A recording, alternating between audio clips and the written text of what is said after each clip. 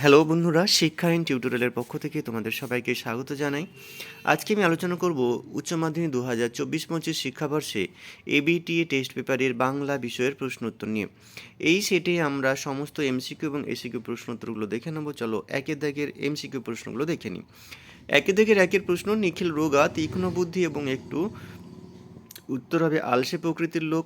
দুইয়ের প্রশ্ন আছে, বড় বাড়িতে ভাত মাছের সঙ্গে খাওয়ার জন্য কোন চাল রান্না হয়? উত্তর হবে রাম চাল। পরের প্রশ্ন, বিজ্ঞ চৌকিদারের পরামর্শ মানা হলো, চৌকিদার কী পরামর্শ দিয়েছিল? উত্তর হবে বুড়িকে নদীতে ফেলে আসতে। পরের প্রশ্ন, কবি জীবনকে আমৃত্যু কিসের তপস্যা বলেছেন? উত্তর হবে দুঃখের। পরের প্রশ্ন, নদীর জল পাপড়ির মতো লাল? উত্তর হবে মচকা ফুলের। পরের প্রশ্ন, মহুয়ার দেশে মাঝে মাঝে কবি কী শোনেন? উত্তর হবে কয়লা খনির শব্দ। পরের প্রশ্ন, গাছের সবুজটুকু শরীরে কিসের জন্য দরকার? উত্তর হবে আরোগ্যের জন্য।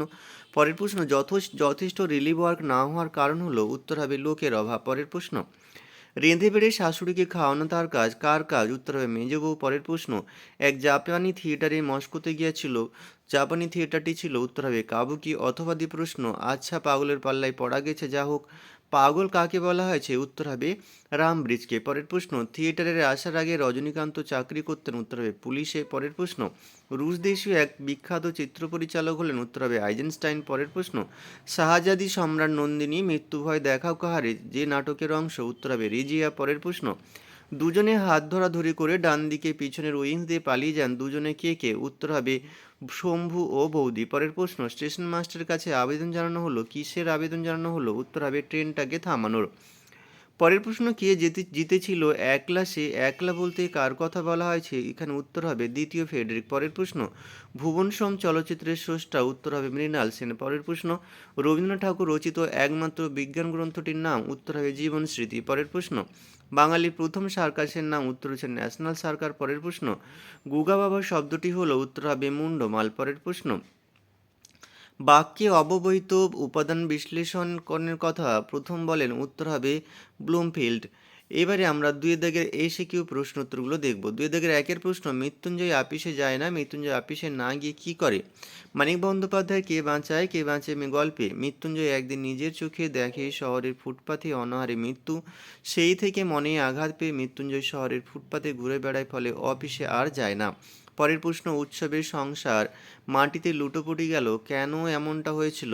মহাশ্বেতা দেবী রচিত ভাত গল্পে ঝড় বৃষ্টির রাতে হঠাৎ বিদ্যুতের ঝলকানিতে উৎসব যখন মাতলার সফিন জলকে ছুটে আসতে দেখে, তারপরে বন্যায় উৎসবের বউ ছেলে মেয়ে ভেসে যাওয়ার উৎসবদের সংসার মাটিতে লুটোপুটি গিয়েছিল। পরের প্রশ্ন, এই পড়ে বুকে ভরসা এলো, কি পড়ে বুকে ভরসা এলো? উত্তর হবে সৌম্যমিত্রের রচিত বিভাব নাটকে রুশ দেশীয় বিখ্যাত চিত্র পরিচালক আইজেনস্টাইন যে লেখায় জাপানের কাবুকি থিয়েটার অর্থাৎ দেহভঙ্গি নির্ভর নাট্যাভিনয় প্রসঙ্গে উচ্ছ্বাস প্রকাশ করেছিলেন, সেই লেখা পড়ে নাট্যকার সৌম্যমিত্রের বুকে ভরসা এলো। পরের প্রশ্ন, সেই রাত্রি জীবনে প্রথম মোক্ষম বুঝলুম যে বক্তা কি বুঝেছিলেন? উত্তর হবে অজিতেশ বন্দ্যোপাধ্যায় রচিত নানান রঙের দিন নাটকে বক্তা রজনীকান্ত চট্টোপাধ্যায় বুঝেছিলেন যে যারা বলেন নাট্যাভিনয় একটি পবিত্র শিল্প, তারা হয় গাধা, না হয় মিথ্যে কথা বা বাজে কথা বলেন। পরের প্রশ্ন, সত্যের দারুণ মূল্য কিভাবে লাভ করা সম্ভব? রূপনারায়ণের কবিতা অবলম্বনে লেখো। উত্তরটি হবে রবীন্দ্রনাথ ঠাকুর রূপনারায়ণ কুলের কবিতায় কবির মতে সত্যের দারুণ মূল্য অর্থাৎ প্রকৃত মূল্য লাভ করার জন্য আমৃত্যু দুঃখের তপস্যা করতে হয়। পরের প্রশ্ন, টেরিকাটা কয়েকটা মানুষের মাথায়, এই মানুষ কারা? উত্তর হবে কবি জীবনানন্দ দাশের শিকার কবিতায় প্রশ্নধৃত অংশে এই মানুষ হলো নাগরিক জীবনের অভ্যস্ত ভোগী মানুষ। পরের প্রশ্ন, শিশিরে ভেজা সবুজ সকালে কবি কি দেখতে পান? কবি সমর সেন রচিত মহুয়ার দেশ কবিতায় উদ্ধৃত অংশে শিশির ভেজা সবুজ সকালে কবি সারা রাত কয়লা খনিতে কর্মরত নিদ্রাহীন মানুষের অবসন্ন শরীরে ধুলোর কলঙ্ক দেখতে পান। পরের প্রশ্ন, শহরের অসুখ কিভাবে কি খায়? শক্তি চট্টোপাধ্যায় রচিত আমি দেখি কবিতায় শহরের অসুখ হাঁ করে শুধু সবুজ খায়, অর্থাৎ বাইরের সবুজ প্রকৃতিকেই গ্রাস করে। পরের প্রশ্ন, বিভাব নাটকে উল্লেখিত আইজেনস্টাইন কে ছিলেন? সৌমিত্র রচিত বিভাব নাটকে রুশ দেশীয় এক বিখ্যাত চিত্র পরিচালক ছিলেন আইজেনস্টাইন। পরের প্রশ্ন, তখন মনে মনে কত আশা কত প্ল্যান, কে কিসের আশা ও প্ল্যান করেছিল?